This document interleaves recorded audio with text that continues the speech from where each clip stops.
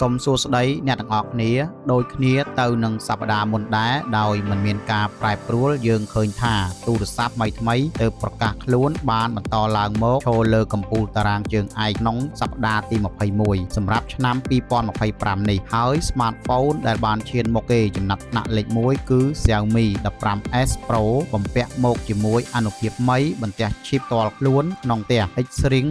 01ចំណាត់ថ្នាក់លេខ2បានទៅកាន់ Infinix GT 30 Pro ជាលំដាប់មធ្យមប្រភេទថវិកាប្រើប្រាស់បានល្អក្នុងទីផ្សារក្រឡេកមកមើល Smartphone Samsung Galaxy S25 Edge វិញលេខ1កាលពីសប្តាហ៍មុនបានទទួលចំណាត់ថ្នាក់លេខ3ក្នុងពេលនេះតាមពីក្រោយដោយបងប្អូនរួមក្រុម Galaxy A56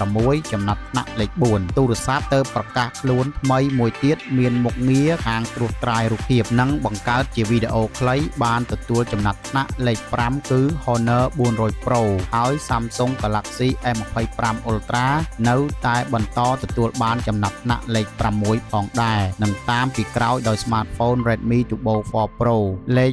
7អមមកជាមួយផងដែរចំណាត់ថ្នាក់លេខ8 Smartphone Poco X7 Pro ខណៈពេលដែលទូរស័ព្ទល្បីលំដាប់កំពូល Apple 16 Pro Max ចំណាត់ថ្នាក់លេខ9និងបញ្ចប់ទៅដោយចំណាត់ថ្នាក់ចុងក្រោយគេបំផុតលេខ10 OnePlus S5 Ultra សូមអរគុណសម្រាប់ការតាមដាន